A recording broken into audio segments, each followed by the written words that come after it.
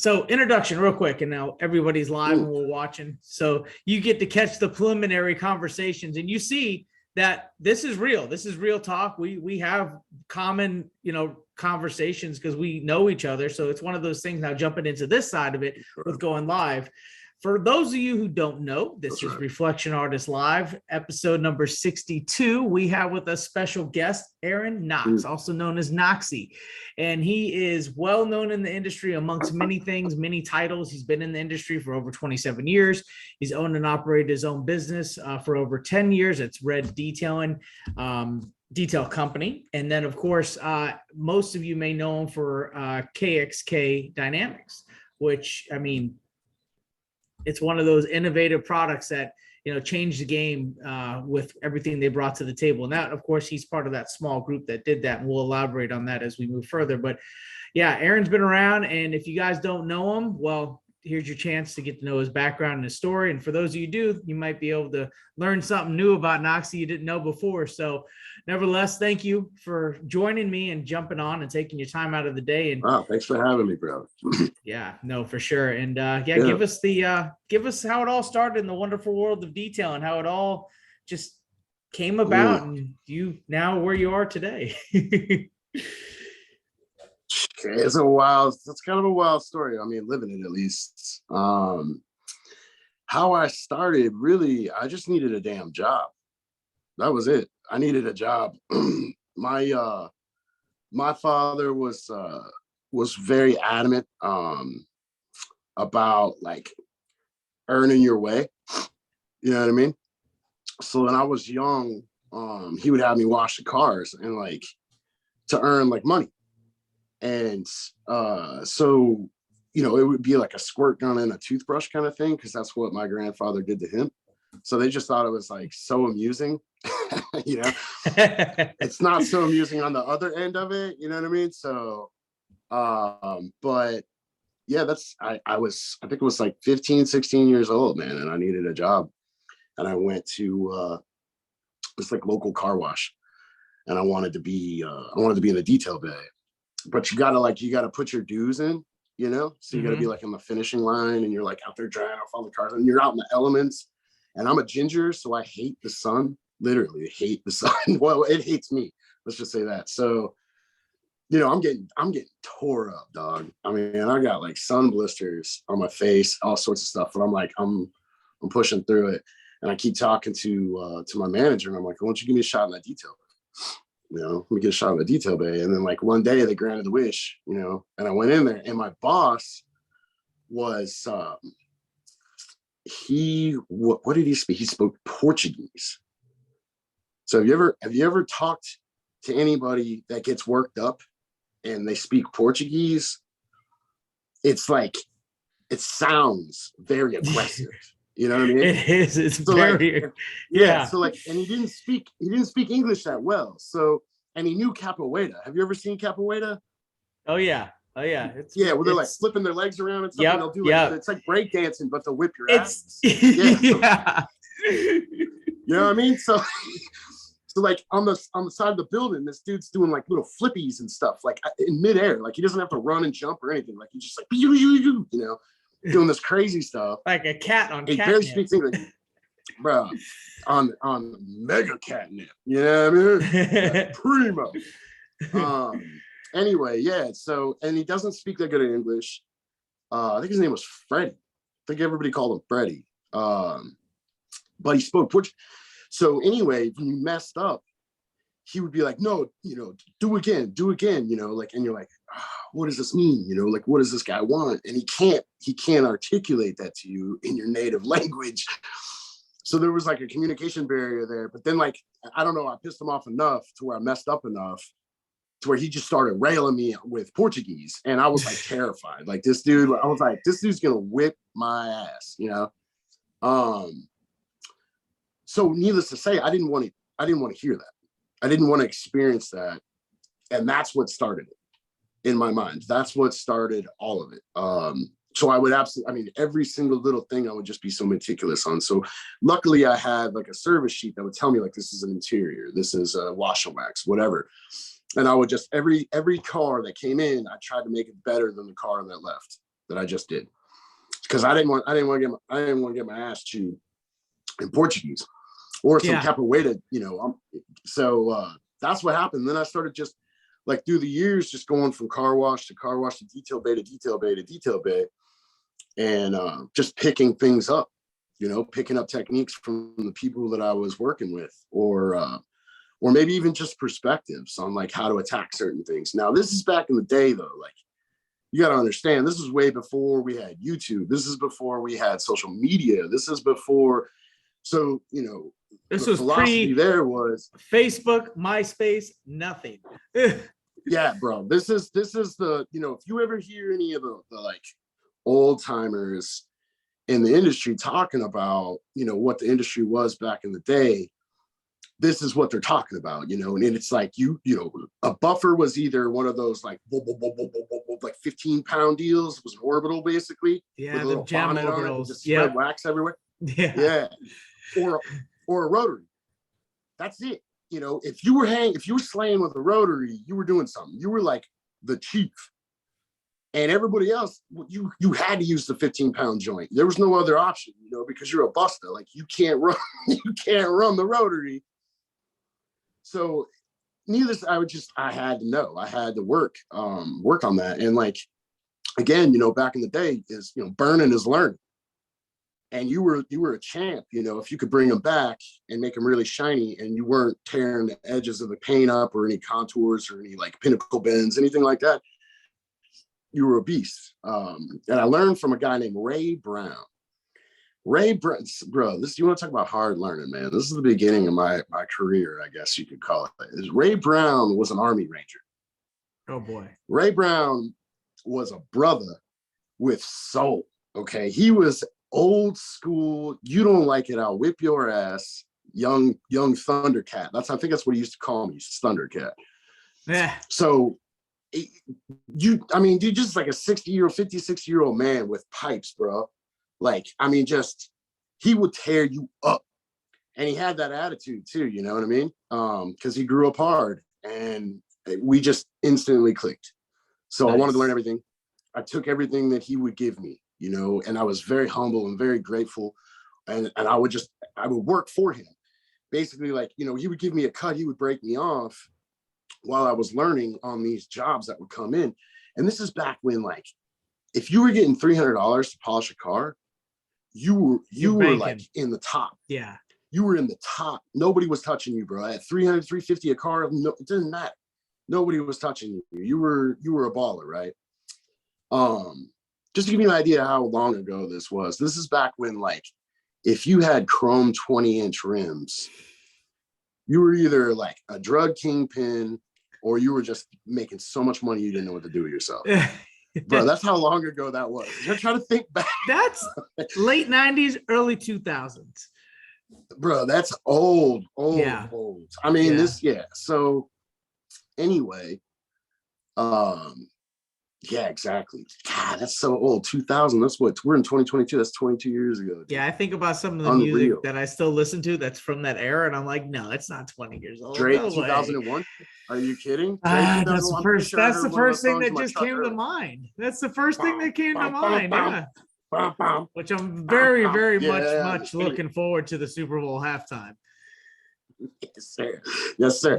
So yeah, Ray taught me, man. He taught me how to sling that rotary, and like, he's like, no, baby, you got to dance with it. It's just all the motion. He had this perspective on almost like talking to the machine with your body, and the machine's talking to you, and to listen and to understand and to feel what it's wanting to do and where you need it to be. And that was one of the things, like, man, the way that dude explained that to me. Once you get that, and yes, 100%. I felt it like in my soul, like, and that's the reason why I train detailers the way that I do, is because of Ray Brown. I'm telling you, man, it was one of these things. Like, I know what I'm talking about when it clicks. Oh yeah, there's like something that you just feel this energy where you become one with what you're doing. Yeah, well, it's like everything that you've been trying to do and trying to understand, and it's like it all just And you're like, what? You know, it's like when we upload Neo into the Matrix, like he's like, you're just so that's kind of the way that, you know, like when he would talk to me, he's like, dance with the baby, you know, and he'd have some R&B, some old soul or Motown on, you know, and he's just, you know, making a fool out of himself. But what he was doing was he was breaking it down on multiple different levels, you know what I mean? He was giving me the information. He was making it okay to laugh about it, to be open about it, to let them know like where my fears were or where my concerns were or where my strengths were, you know, like creating this like safe place for a learning environment and having fun doing it. And that was it for me. That was absolutely it for me. So I went again, just keep going from detail shops to detail shop to detail. And there was a little break in there where, you know, like I was like, maybe detail is not for me, you know, like maybe these cars aren't for me. I was always drawn to cars. My grandfather built hot rods. My father worked for him building hot rods. And so, you know, gasoline and metal are absolutely in my blood, you know, the sound of motors, exhaust, like all of that is absolutely in my blood. Did you ever venture outside of detailing with any other jobs or in between all that? Or did you just stick to that? Yeah, nah, bro, I definitely did. So check this out. I got a job with the Atlanta Journal-Constitution. Okay. Do you know what that is? The newspaper company, bro. Sounds like it. I was that chump, bro. I was that chump that would, you're not a chump if you sell newspapers, but I was a chump when I did it because I was popping out of my boss's Jeep Grand Cherokee. And, you know, you got your little binder in there that's got like what you're supposed to say to the clients, like a little sheet just in case they want to buy something. And you're going from door to door, you know, door to door. And my hustle game was always strong. Like it's, you know, I grew up in Chicago. So you literally have to hustle or work to eat. Yeah. The end. Like it's a hard city, man. You're not getting, there ain't nothing going to be given to you unless it's like, you know, a knuckle sandwich, kicking the ass, something like that. But parking ticket. But yeah, bro, you know, I was running door to door, man. And you want to talk about a tough job, dude. Now, this is back in the day. So $10 an hour. I couldn't even believe they were paying me that money. Like I was like, $10 an hour. I'm making like $400 a week, you know, like I just didn't know what to do with myself. So I was like, yeah, I gotta sell. Plus you get commissions on the papers, right? So I'm like, I gotta sell all these newspapers. And no, that was the toughest job ever, bro. You're literally going door to door to houses, to people that absolutely do not want to see you. They do not want to hear you. They pretty much hate you. Like, and that's even meet you. That was them. Now trying to go house to house, you're lucky they answer the door or don't answer the door with a gun. Exactly. Yeah, exactly. Or call the police on you before you hit the doorstep. Like, I saw him on my ring. It was terrible. He has a binder. Yeah, exactly. They're like watching the ring. Hello? Yeah, you know, like they're tearing you up. But yeah, man, I had people like you know, letting their dogs out on me, man, having to run through the front yard, like people turning their sprinklers on. I mean, just terrible. So after, I was like, I went into a couple kitchens. I think I tried a kitchen job. I tried cooking. Terrible, absolutely terrible. I was a fry cook. I had to start out as a fry cook, so I was the guy that was frying up chicken wings. And at the end of the night, it was literally my first day. At the end of the night, I was trying to drain the oil out of, going above and beyond, right? Most places don't do this every night, but every night I wanted a well-lubed machine because I'm used to cars, right? So I'm like, let's change this oil. We've been cooking all day in this oil. Let's change this oil. I want to get this oil right. It's got to be perfect for the next shift. I want to be courteous. I want everything moving right. Man, I go to try to drain this damn oil, bro. Now let's keep in mind, this is something that's 400 and some odd degree oil. Okay.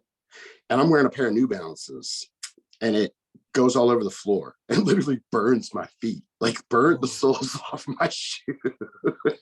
Oh shit. Done. I told the boss that day, I was like, I'm out of here, man. And I went back to cars. I started detailing again. I started working at a place. It's called the Pit Crew in Marietta, Georgia. And it was a little detail shop. And that's where I actually met my current business partner, Wu-Tang. And he was the head detailer. He was pretty much like the detail guy. And he was back then, he was a beast. Today he's a beast. But yeah, I needed a job, man. And he was like, come back up and we'll see what we can do, right? So he talks to the owner, and I get up in there, and the owner's like, yeah, sure, no problem. It's starting me off. And I'm doing what I can, so on and so forth. And I start, trying to bring more to the company from all the stuff that I had learned. I start, trying to implement certain things, trying to implement this. And he like finally put me in a position where I became like the manager. And then he one day just decided to let us all go. And we worked for him. I think I worked for him for like 3.5 years, something like that. We was with him for over 3 years. And just like that, no notice, everybody's got to go. So we were building a client log. Like when I was a manager, I would keep track. This is before you had real fancy ass computers and all this other stuff, that were as available as they are now. Yeah, all the software. We were, all the software and stuff. So I was keeping logs of all the clients, what their specifications were, what their vehicles were, the time, the date, the service, what they preferred, if there were any little quirky things about this individual, because I wanted everything to be like a well catered service. And that's how I kept like improving that company and getting more money for the services. And anyway, so he let us all go. But I wanted these client logs, and I had talked to the dude about buying the company from him because he was kind of like, I'm burnt out, I don't want it. So he's like, yeah, I'll entertain that idea. And I go to the bank, and they're like, okay, well, we're going to need a P&L sheet, yada, yada, yada. And that's all like standard business stuff, and I go back to him, and he's like, oh yeah, I don't have any of that. My accountant's mad at me, but I try to pull some weird stuff. Long story short, long story short, man, he took the client logs. He took them. So I still had some clients in my phone that we had sold packages to that weren't being fulfilled because he's on his own. He's here in the shop working on himself, or working by himself. We're out there, on the streets. And at the time, my Woo and I had become roommates. So we're in an apartment together. And I swear it was like, we had like 12, maybe 13 days until the rent was due. And I think I had, no joke, bro, I think I had like 260 some odd dollars in my pocket. And that was it. And he's like, what are we going to do? What are we going to do? At the time, he was driving a little Ford Ranger. And, I told the guy that let us all go, I said, mark my words, man. The day I walked out of there, I was like, mark my words, bro. I was like, there's going to be a day where you're out here on the streets, and we have this building. Mark my words. And he's like, yeah. So we fast forward back to where, Woo and I's conversation. He's like, what are we going to do? What are we going to do? And I'm like, get in the Ranger, take us to, let's go to Walmart. He goes to Walmart, and I spend all my money. I literally did not have a penny left, just pocket full of lint. That was it. And I sure as hell wasn't going to go ask daddy for money, It was one of those things. Like, I don't know if you've ever felt like that, like where you just absolutely have to prove it to yourself before you can prove it to somebody else. Yeah. That's what that was. Yeah. I think I've for some reason felt that, I believe, since I would say day one. You know what I mean? Where it's just like, I'm going to get it on my own, and that's that. You know what I mean? That's it. That's it, man. There's no such, like I was told earlier, there's no hold on a second. That's okay. Someone calling me. There we go. There's no such, or what was it? There's nothing free in life except for death and taxes.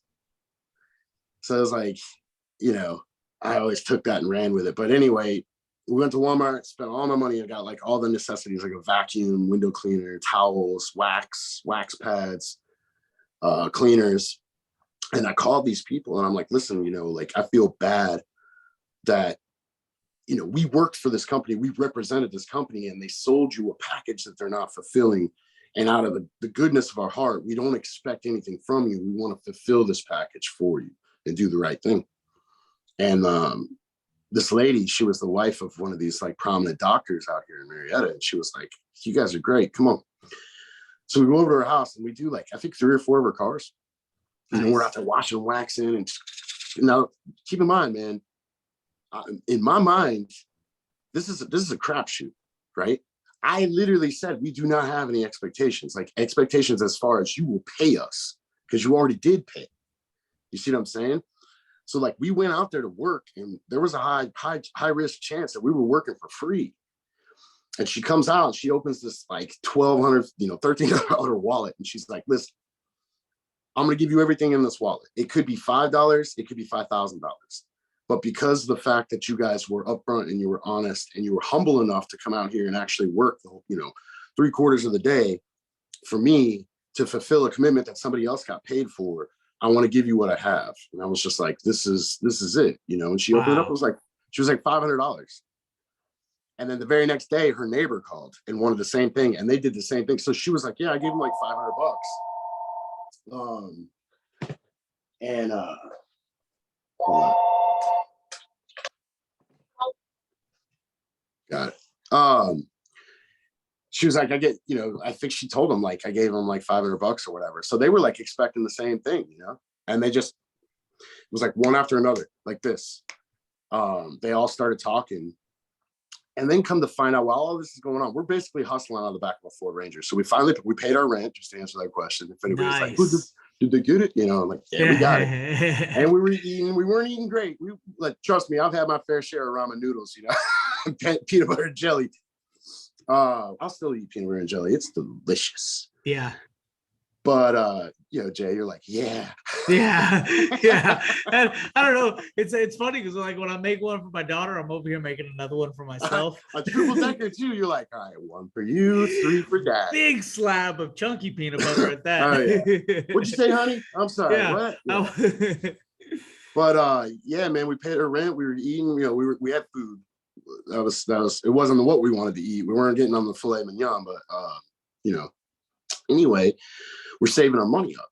And about that time, come to find out, the dude that let us go, he always told people that he owned the spot. Well, we caught wind from, obviously people in the area that like he was leaving. And we were like, I was like, wait, what? And then come to find out he was actually renting it. Then I found the landlord who owns the BP gas station, which is right next to us. So my young ass goes in there. And now keep in mind, I'm like 29.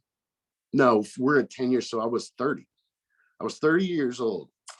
Wu-Tang is 26, 27 at the time. So we're young.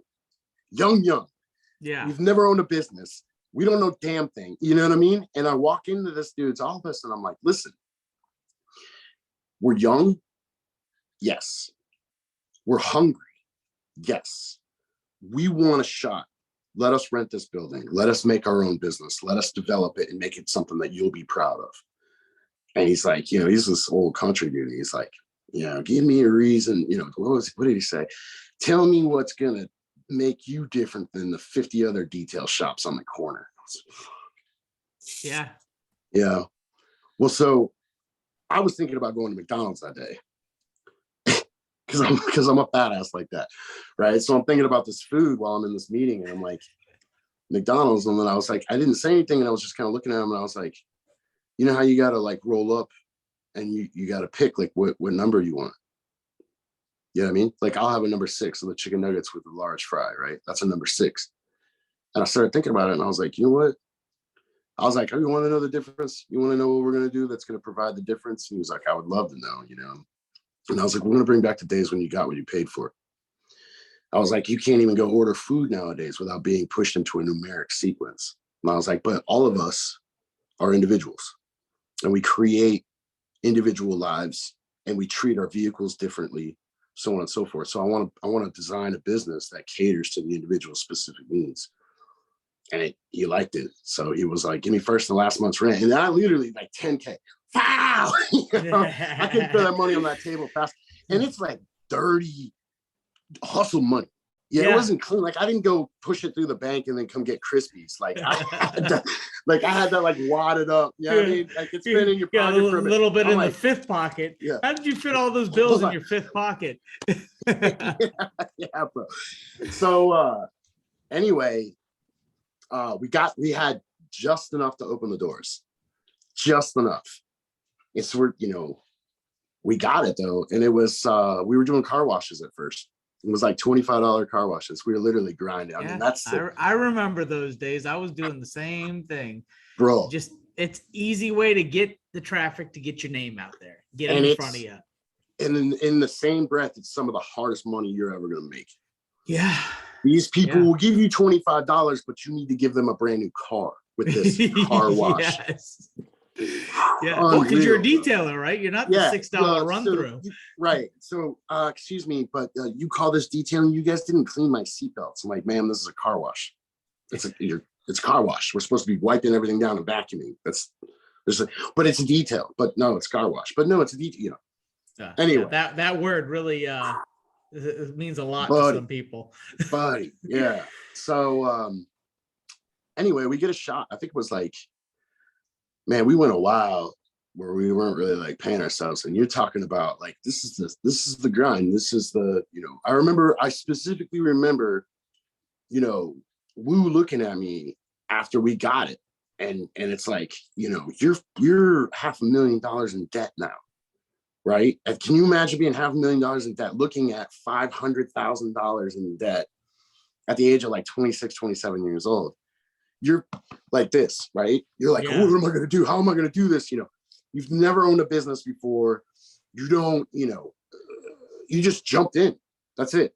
And that's what we did. And I remember him looking at me and he was like, what are we going to do, dude? Like, what are we, what if we fail? And I'm like, I remember sitting there and like hearing what he said, but like at the same time, not hearing it. Does that make sense? Yeah. I just responded. Yeah. I just looked at him and I responded with him. I was like, failure's not an option. Yep.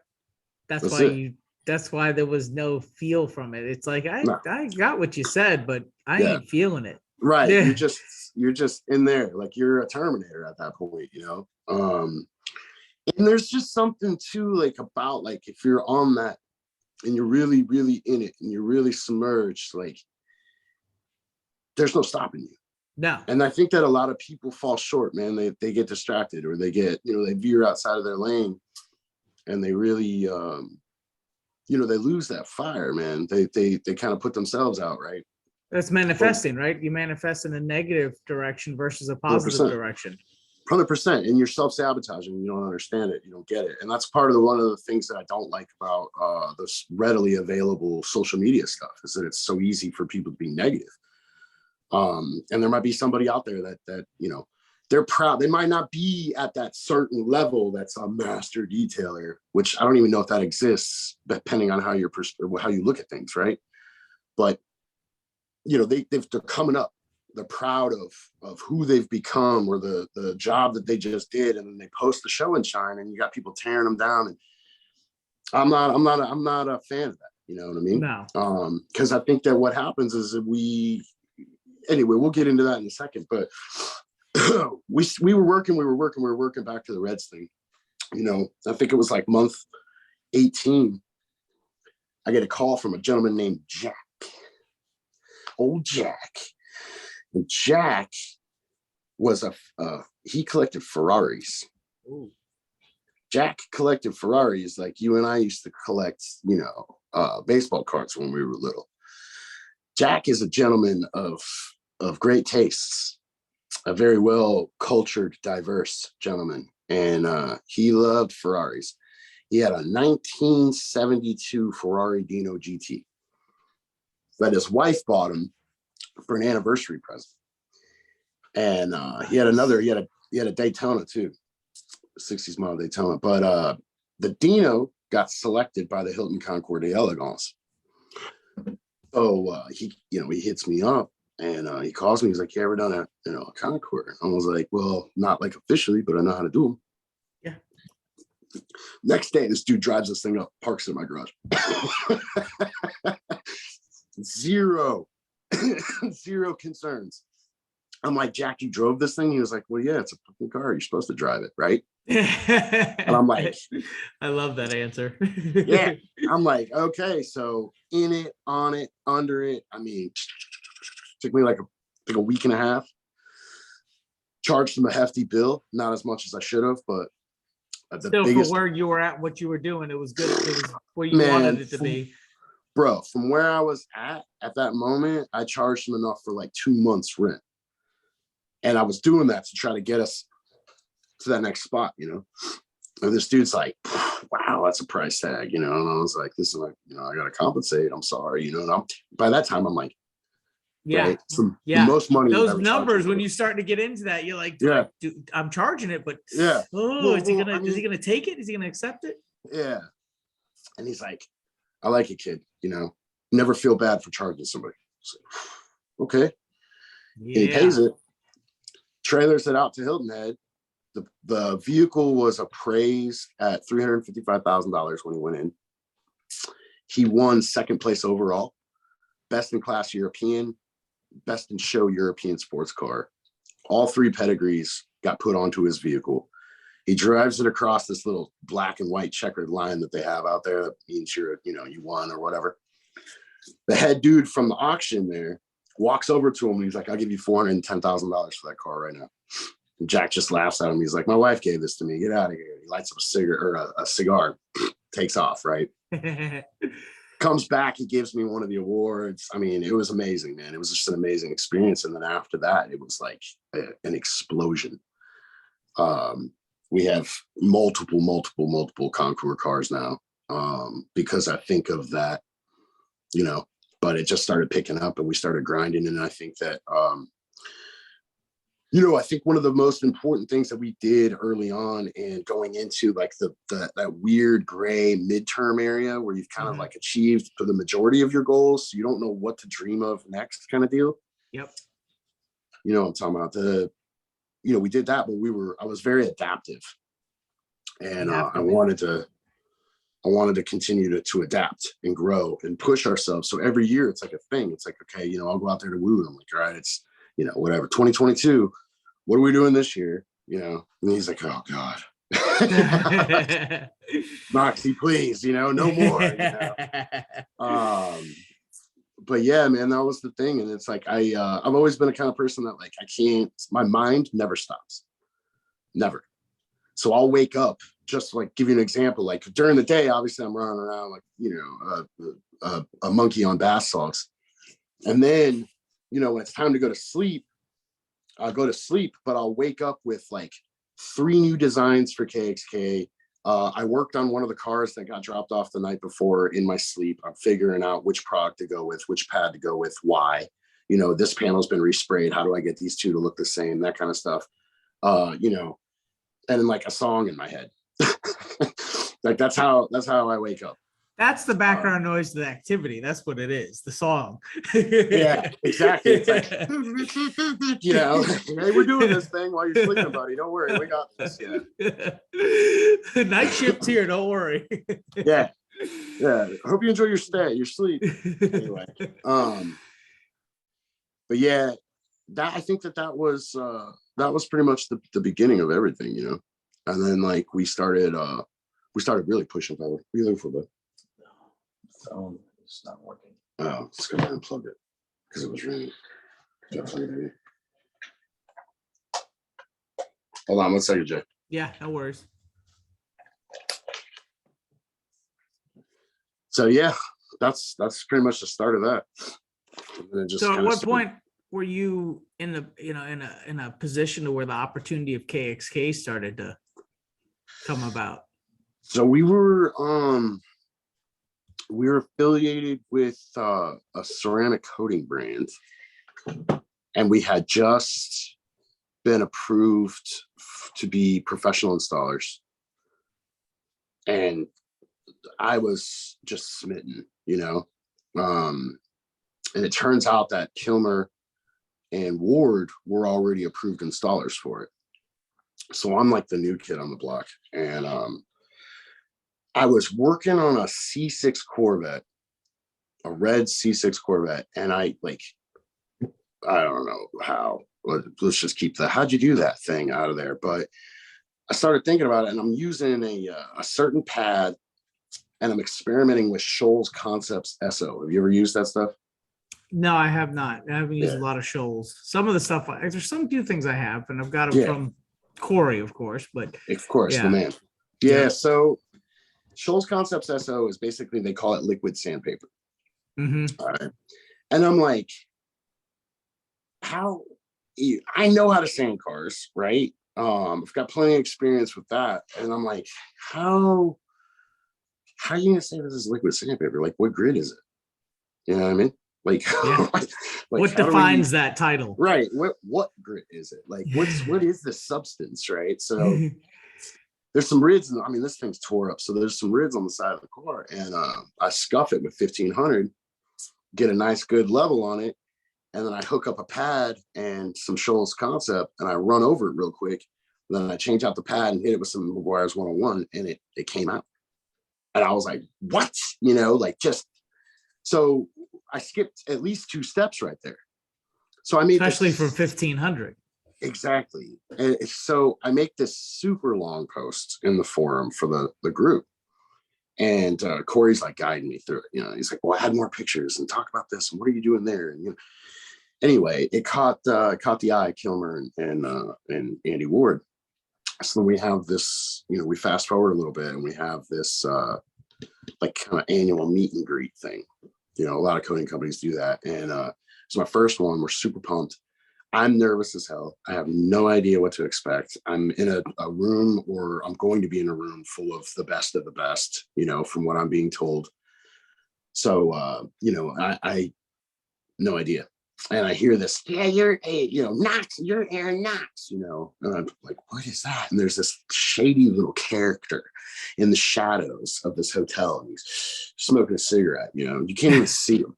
All you can see is a cigarette smoke. So it's one of those shifty situations. I'm like, I'm in a city I've never been in before. I'm with people I don't know. Am I about to get stabbed in the neck?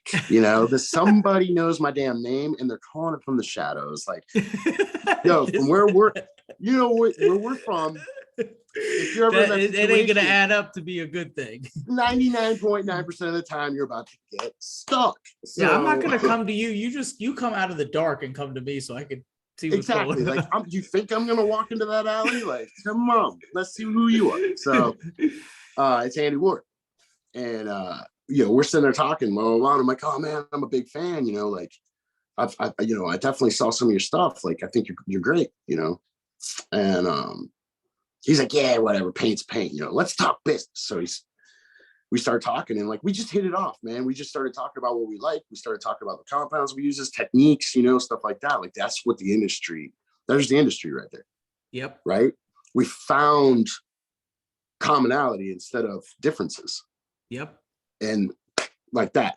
So both of us were willing to do that. It was cool.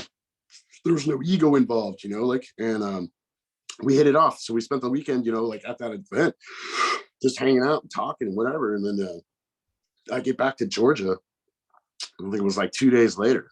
And he's like, you know, he calls me. He's like, Knox, you know, I'm like, hey, buddy, what's up? You know, he's like, I had Kilmer on the phone. I'm like, oh, here we go. You know, and apparently they had been talking, and Kilmer was like, you know, what's going on with them? And Wody was, you know, Wody, we call him Wody, by the way. So Wody's like, yeah, he's gonna fit right in, you know. And apparently, like, these little turkeys already had something going on, like some ideas or whatever. So they're like, listen, we want to start up a business. What are we gonna call it? You know. And I'm like, oh man, you know, are you in? Would you like to do it? I'm like, hell yeah, I'd like to do it. I'm like, it's Jason Kilmer. This is Jason Kilmer, you know? Yeah. So I'm sitting there thinking, I'm like, you know what? Kilmer, at the time, Wody owned a company called Proficient X. Mm-hmm. And he was specializing in, I'll put it this way, that kid's polished more hypercars in the United States of America than anybody in the world. Anybody. I think he was on, when he shut that, like, I don't think he actually shut it down completely, but when he stopped the traveling back from New York to Miami, I think he was on like LaFerrari number like 15 or 17, something crazy, bro. He was just putting $3 to $4 million cars to sleep. Like, it was like just another day at the office. You know what I mean? Yeah. Where we get a Ferrari, we're like, Yeah. yeah. Selfies. Yeah, exactly. Like you're sitting in it, you're all like, you know, what that's your new profile picture for the next like 6 years. For like the next, yeah. Yeah, you know what I mean? So anyway, yeah, man. They is Proficient X and then Knoxy. So it's like KxK, dynamics. And I wanted dynamics in there. And they're like, well, what's the dynamics thing? And I'm like, because I want to change the dynamic. I want to be able to get outside of the box. I want us to pave our own path. And we did. So the first thing I wanted to invent, you know, it was weird. I was just sitting there and it was like, well, what do you want to do? And I'm like, let's find solutions to common problems in our industry. You know what I mean?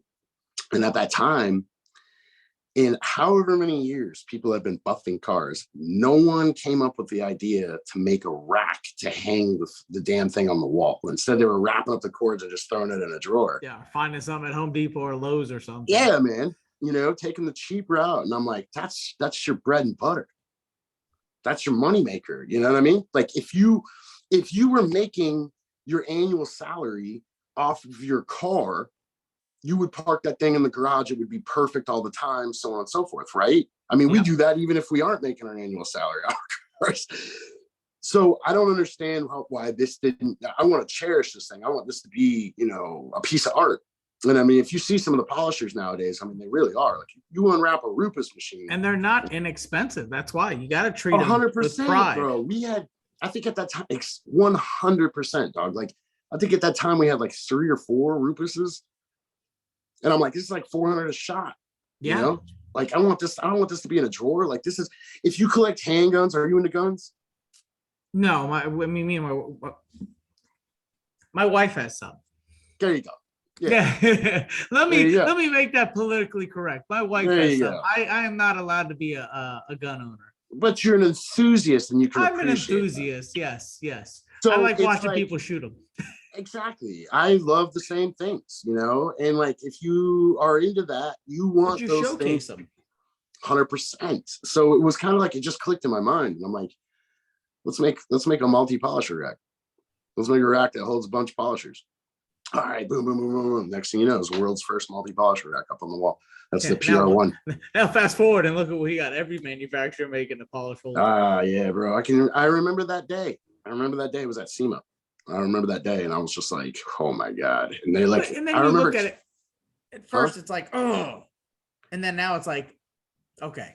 Yeah, at first I was like, because that was my first invention. You know what I mean? And like, when you're in the game, you get, you know, everybody steps into the arena, and you either get your head taken off, or you learn to adapt. And fight and get you know what you need where you want to be. You don't necessarily have to fight, but you know what I mean. Survive. And that was, I think, my first. I just got kind of pushed into it. It was one of my first experiences in like the arena, like the real arena, like big business. Yeah. So it's different. It's different when you're complaining about a detail shop down the street. You're talking about a business it's like $14-15 million a year kind of deal. You know, like where you're like, okay. So anyway, I started running with that. And then we had, I think it was the next one was the sanding blocks. Came out with that. But that's how we all got together, man. That's how we all started. And we don't want to leave out those famous little pad punchers because those things were bad ass. They still are. Yeah. But they're also like lifetime material. Like once you buy one, you really don't need to buy another unless it gets lost or stolen. You know what's really funny, Jay, is that is a thing. That was actually a thing from the start with KxK Dynamics. We wanted everything to be made at a certain level. Now, this is production stuff. So you're going to have a little thing here, a little thing there. That's just how it works when you're making stuff in mass quantity, right? Yeah. It's called fall off. But our rejection rate is considerably low, considerably. Oh, yeah. And we created those pad punches. That's actually aerospace steel. That pad punch, just to give you an idea of how hard we go with integrity, that punch will actually penetrate sheet metal on a door of a car. Oh, damn. Yeah. PR1, yeah, the PR1 polisher rack. There's actually a video I think I did for our Instagram. That PR1 rack, like I literally did, I think like 4 or 5 pull-ups on this rack. Like we want everything to be strong. And then, you know, we just came out with the PRX, which is a more, I guess, cost-effective, slimline, composite, basically plastic polisher rack. And it's really, I mean, it's super narrow. So it just accentuates the polisher. It makes it look like they're kind of floating on the wall. And it comes with like a little cord hanger. So everything's real clean.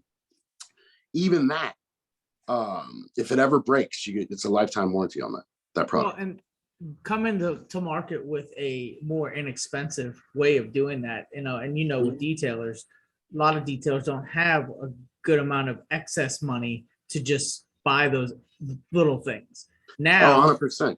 Now with having something that's a more affordable like that compared to the original version, it just makes it to where it's like, oh wow, I could finally get those, put my polishers up and have the look of what everybody else is doing and make my shop look pretty now.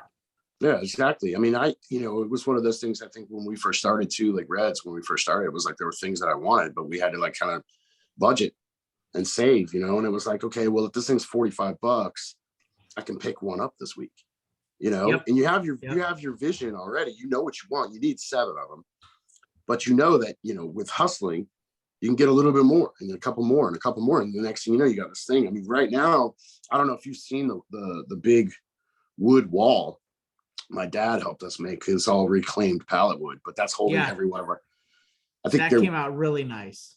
I appreciate it. Yeah, he's great. My dad's a genius when it comes to that stuff. He's real good at woodworking. I think we have 23 polishers now at Reds. Nice. 24, something like that. How many employees are you guys up to at this point? Right now, it's just me and Woo. Oh. We kind of slowed things down, man. It was funny. I was on another podcast and I was talking to one of my employees and he was like, this is right when Corona started going down, like first going down, like years ago, right? Yeah. And they're like, look, we're doing a special on, you know, what you can do to still remain in business or profitable during this pandemic. And I'm like, yeah, I don't know if you want me on this one, boys. And they're like, why? And I was like, because I just lopped off 75% of our offerings. They're like, wait, what? And I'm like, yeah. I was like, I was like, we only do like 3 concentrated things here now. And they're like, in the middle of a day, have you lost your mind? You know? And I'm like, probably, yeah. But it was funny. I'll tell you now, we've never made more money. We've never made more money. You figure out your system and you figure out how to be efficient and you figure out first and foremost how to communicate to people, and you're always striving for the best results that you can to honestly get these people. It's crazy. It's crazy. Those 2 things, integrity and communication, right? Just like any long relationship, whether it be friendship or marriage, whatever the relationship status is, it's all based around the foundation of communication. Absolutely. And the willingness, you know, you can't ever sleep on willingness. Like you can't lose that hunger. You can't lose that fire. And I think that's, you know, again, another big thing, like going back and speaking into that when we were talking about people losing their fire for whatever reason, you know, they're getting discouraged online, you know, another shop, whatever the case may be. I think it's so very important for everybody. We're about to get real. Is it cool if we get real quick? Let's do it. In this industry, you have to understand that we are specialists in a position that is the last to touch this car. This car has gone through abuse, no matter what it is, whether it just came out of a body shop or this person's been neglecting it for half a decade. You are in the position as a detailer to make it perfect. In our realm, in our industry, there is no margin for error. It's okay if you mess up, but in our minds, there's no margin for error. We literally specialize in perfection. If you're blessed, we're surrounded by toys that other people who make more money than us have that we aspire to own one day doing what we're doing. I hear that. You have to understand that, like truly, truly, truly let that one marinate in here. Let that marinate in here and understand how hard that is to consistently do mentally. To consistently be in that space where you're not good enough to have this, but you specialize in perfection. So and always have the fire, not to be discouraged along the path, man. And when you get knocked off that axis, bro, when you're no longer that lion or lioness, you know, we gotta be like, there's plenty of really talented women out in this industry. You know, when you get knocked off of that axis, man, it's like a downward spiral, you know what I mean? And I think that it's very important that everybody in this industry truly understands that, like, you know, some days are gonna be better than others.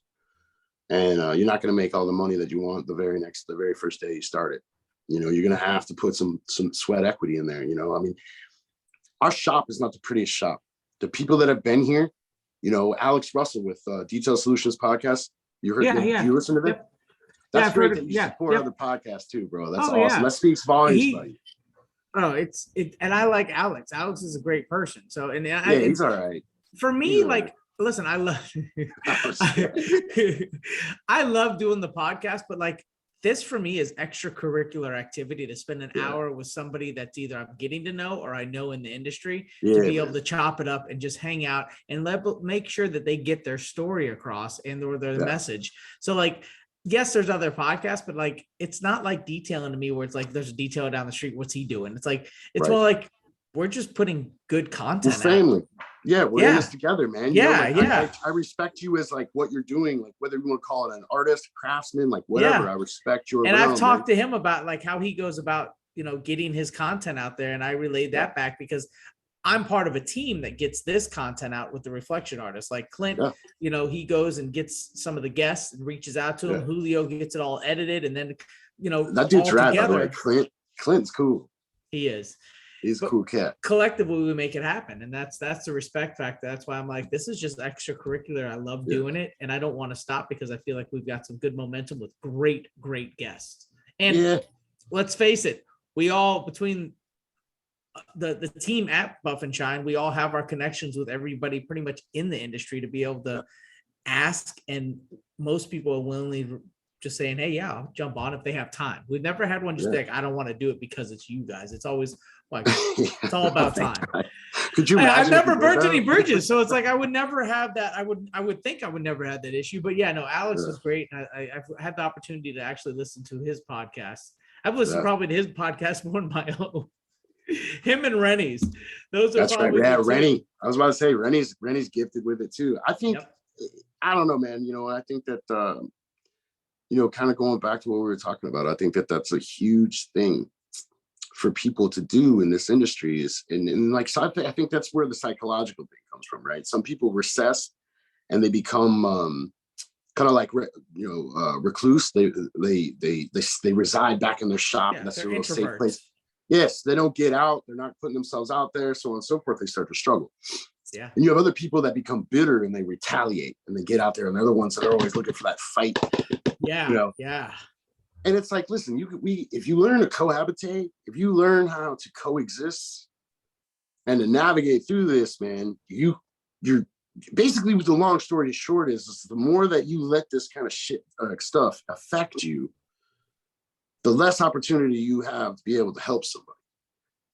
And it's like old Ray Brown. We're going back to Ray Brown, man. You know, like when I'm training professional detailers, I think that that's one of the biggest things that I like to do is to give them that confidence, to let them know, like, listen, you know, if nobody's told you today, I'm your biggest fan right now.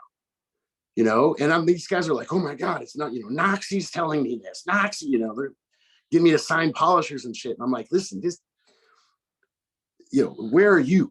You know, what's going on with your business? How can we help your business? How can we help your technique? I want everybody to succeed.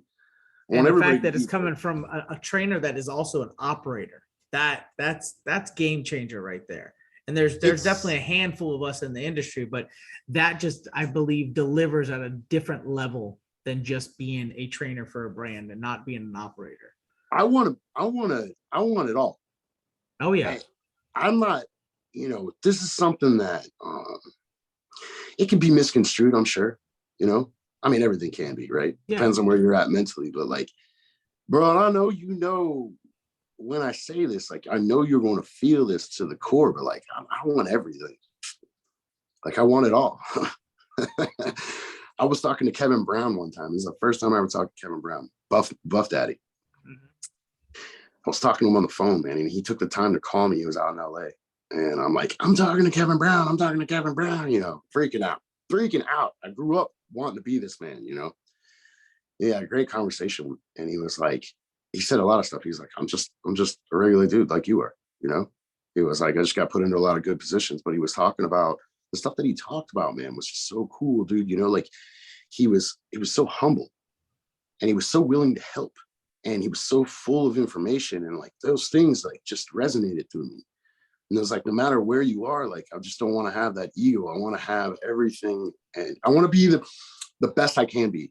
That's what he asked me. He was like, what do you want? And I was like, I want to be the best in the fucking world. Excuse my language. I was like, I want to be the best in the world. I want to be the best there is. And he was like, yeah, that's a steeple. I was like, yeah, well, he was like, the best thing you can do is make the car better than the last one that left. We go back to when I first started. You see how that one clicked? Yeah. And I'm just like, man. So anyway, that's kind of like where I'm at now, man. I try to help people as much as I possibly can. And this thing is diverse. It is. It's an animal in itself. And a lot of people, you know, they don't get it. And there's so many points that you made, but yeah, it's just one of those things. Figuring out how to make it different. You know, the same thing you had mentioned earlier about the gentleman that said, you know, what makes you different, you know, that you signed a lease with. I had somebody when I was in my second year of business, I was attached to a window tint shop. So he had showed up early for one of his appointments with the other business, and he come into my shop, made his way in. He's looking at this wall where I had all these business cards tacked in with thumbtacks, and he looks over at them and he's asking me questions about my services. And then he says to me, he goes, so what makes you different than every other detailer in town? I had no way of answering that. Yeah. So when you said that just like, for me, it struck a note because I had no way of answering that. So from there forward, literally, I made it a thing. I made it something to make sure that I built a resume, and I started building that resume little by little. It was like having this 40-inch pie that I knew I couldn't eat all at once, but I started taking little bites at it. And then as I, bro, we're talking about take pizza my head pie up right now because you're talking about a 40-inch piece of pie, son. Big, you know, loaded. So, but you know what I mean? You take little bites, and then you bring your head up to breathe, and you realize you're halfway done. Yeah. So, and that's basically what I took that as my fire to build that resume. And then opportunities came, you know, anything and everything I've done. It's never been something that I've asked for. It's always been something that's been presented to me. Yeah. And it was a good timing in life because as you know, 100%. You mature personally and business as we have, you know, and that's just one of those things. And we still mature, even though we're 40 years old, we're still at that point where it's like, we're still not where we want to be, although we're doing well to others and the view of that's others. When I was like, I'm not sure I understand what a master detailer is. That's what I was referring to. Every day you grow and learn. Every day. It is literally, and I'm going to use this word without negative connotation. Ignorant is very simply put the lack of knowledge. Yep. Yeah. So without the negative connotation involved in that, like, you are ignorant if you truly believe that there's only one system, one way, one product, one technique to be able to address an ever-evolving entity known as a car. Yeah. Like, it's crazy, man. When we're sitting here talking, we're talking about trainings, right? This is something that I love doing. When we have big classes, I'll talk to people. I'm like, all right, who knows what clear coat is? And I'll sit back and I'll wait. And everybody's kind of doing one of these, like nobody actually has the answer, right? They might be able to say the actual term, but nobody has the real answer. And I'm like, do you know what that is? Like, if they'll say the term, they're like, what, we don't know. What is it? I was like, it's plastic. It's plastic. We're polishing plastic. And they're just like, I mean, dude, you want to see a mind explode? And these are people that have been in this game for 10, 15 years. They've been polishing cars for however long, and they never knew that. You know what I mean? It changes. If I say that to you, that changes your perspective on how you want to attack stuff, right? Yeah. It's weird. Yeah. And you wonder why when you heat it up, it starts swelling and getting weird, or wrinkles, or whatever the case may be. It's crazy, man. I don't know. But I get it. Like, I get what you're saying too. Like, when the person came in, was like, what's the difference between you and every other guy down the street? And I took it one step further than you did, brother. I went to a different place in my mind, man. And I was like, you know what? Like, it's the same philosophy I have with cars. Like, if they're paying for this service, I'm going to give them the best of this service that they're purchasing. I do not want them to have the ability to do the Portuguese thing to me. So in my mind, it's not about trying to keep them in a box. It's more about keeping myself trained, keeping myself diligent, and giving them exactly what they're paying for and then some, to the point where they don't even have the opportunity to cut me down. You know what I mean? Yeah. So in the meeting or not exceeding expectations at all times. Exactly. So like, in that perspective of what we're talking about with clients, I don't even want to, I don't give them the opportunity to even have to ask that question. They're not going to ask that question. They're going to come in and they're going to be spoken to as if we've known each other for like 5 years now. Or like, you're walking into like your fiance's parents' house and they're welcoming you like family, that feeling. You know what I mean? Because they've heard so many good things about you that they're like already accepted you. Welcome to Reds. How can we help you? You know? What's going on? Are you at a point, and this is, I think, more of a question for a lot of people maybe listening or watching, you turn down work when you have services that just aren't a candidate for the level that you operate, that you're not going to do no justice complimenting the kind of vehicle it is, the condition it's in, and taking their money, because it's not going to do much for your business or for them by taking their money. How do you go about that? How did I go about that? Now, how do you go about that as far as, just telling somebody you're not a candidate for us? I mean, what's your way of going? Because a lot of people get this notion that they think that they have to take every job. And, no job too big, too small kind of attitude versus, like you said, dialing into your niche of what you do. So one, it's, if they're looking for like interior stuff, it's like you hear them out, you're not rude about it, and you're like, I'm sorry, but we stopped offering those services. Oh, very next question is going to be, well, do you know who does? Boom. Here's an opportunity. And you're going to get plenty of opportunities throughout your life to do something cool or to be a dick. I choose to do cool things. There's a car wash directly across the street from us. Instead of looking at them like they're trying to steal money from our plates, I feed them. And I'm the reason that they're still in business. I'm the reason that they got through COVID. They're outside only, hand wash outside only. So when it rains, when it's cold, so on and so forth, they're not working. They're already limited. I sent them every single car wash. I sent them every single wash and wax. I sent them every single wash and seal. I sent them every single interior detail. I've got them so packed out now that I started getting on the forums, and I ran into a couple local mobile detail guys. And if you've done mobile detailing, you know how hard that is. And that's that grind that I go back to when we first started. Yeah. And it's very, very sentimental to me. So I basically invite them to the shop and I speak with them. And if I get a good vibe on their character and I feel like they present themselves with integrity and they're very proud of what they do, I get a stack of business cards from them. And every time someone calls, I give them that number. And I tell them that tell them Red sent you. That's what we do. And then I took it even one step further. So we don't offer maintenance washes on our ceramic coatings because we're always doing ceramic coating. We literally don't have the space or the time to do it. So what we did was we basically got a couple of these guys. We get them very acclimated with our system and our expectations. We show them how to maintain what it is that we're doing and what we're using. And then we ask them, look, like, what are you getting for a wash? Guy's like, like $55, all right, well, you charging your service fee of coming out there for your gas and whatnot. Yeah. It's like, okay, so like $65, right? Yeah, okay, well, I'm going to tell everybody 85. What, for a car wash? Yeah, I'm going to tell them they start at $85. And then next thing you know, it's like they're booked out for like 3 months. They have people trying to sign contracts with them where they'll be out there twice a month on these certain days for the next year. For the wanna money pay in they didn't advance. think they could get. Building, and what they don't understand is that once you sign that contract and you're here Tuesdays and Thursdays for the next fiscal year, you're now adding actual value to your business on a level to that it can be assessed. Oh, If yeah. someone were to ask you, hey, look, how much is your business worth?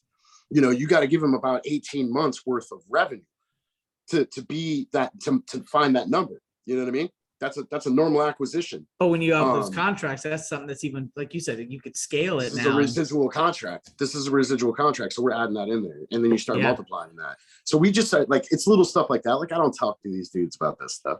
I don't tell them that stuff, I tell them what I need them. I need to. And then I want the rest of it just to be like, boom. So then the next time they come up, they're just like, listen, what, you need something? Like, can I take out the trash? You know what I mean? And I'm like, nah, bro, just tell me that you're eating, like your family's good, you're okay, That's what we like to do with it. That's awesome. Or that's you can be like everybody else and say, oh, that's the competition, and get on Facebook and be bitter about it. Or you can that's the common denominator, right? That's the same. And build it's the funny community because up, man. there's only few that can operate like that. That's how we are. We provide with a storefront and having water where we deal with about 15, 20 local detailers, and we refer out to about 5 to 10 of them. And when I had Chris Metcalf from Flex here at the shop, he even said, he's like, you have a wall of other detailers, business cards that you refer out. I said, yeah, why not? Absolutely. I was like, what am I worried about? Everybody, there's more than enough cars. Everybody's happy, and it creates a great relationship for everybody. You say it right there. There's more than enough cars. So in Atlanta, there's like 9 million people inside the city. It's called the perimeter, ITP, inside the perimeter. It's like 9 million people inside this perimeter, okay? Even more outside of it. Yeah, yeah.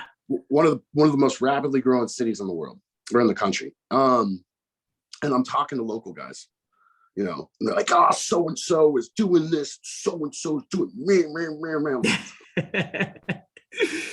So let me go ahead and put some in the perspective for you. All right. I understand that you're upset. I hear you. I do. Let me put some in perspective. So what's 10% of 9 million? That's 900,000. Okay. So 10% of the city's cars shows up at your doorstep tomorrow. You think you could finish that in the next 10 years? And they're just like, so don't worry about it. Don't worry about it. So that's so anyway. true. Facts. Free facts, bro. So we are up on time. We're a little over, which I'm cool with that because it's been great. However, you've had a lot of good advice, but what is something that stands out to you that you could tell any of the people listening or watching, any advice directly from you that would be helpful, no matter what it is, life perspective, business perspective, you name it? Yeah, I mean, anything that I could tell you, like, be true to yourself. Like, don't detail cars for other detailers.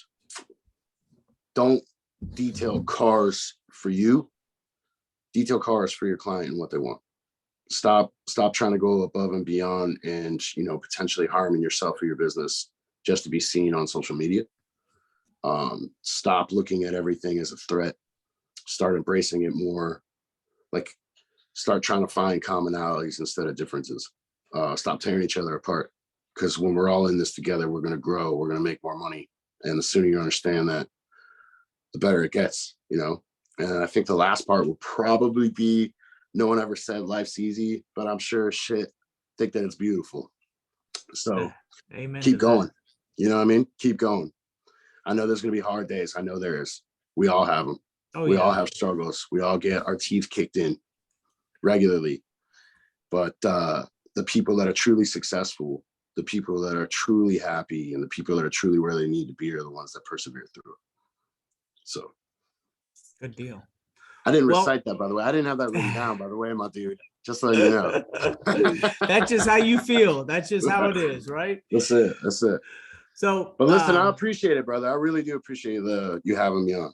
Yeah, no, we appreciate it. On behalf of Buff and Shine, thank you for joining us, taking the time out of your day. Anybody listening or watching now or later, this is Reflection Artists Live. This is episode number 62 with Eron Knox, aka Knoxy.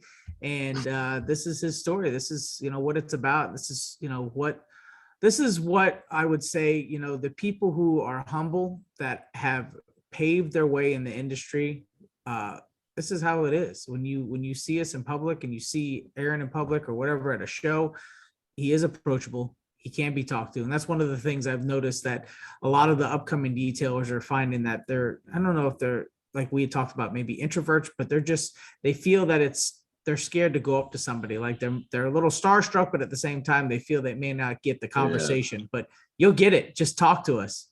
Oh, 100%, bro. I might even buy you a sandwich. I don't know. Yeah. Or a beer. Or a beer, some pizza, something. Well, cool, anyway, man. I appreciate you having me on. And after this, and then, you know, if you want to touch base when you have some free time, I know you got to get back to your shop, so do I, but let's catch up for sure. Oh, 100%. I missed out on seeing you at Mobile Tech this last couple weeks ago. I was going to come. I couldn't break free. But we'll catch up. I'll hit you up. Let's talk on the phone. Yeah, no, for sure. I'll talk to you. All right, Knox. Thanks, man. All right, brother. Take care.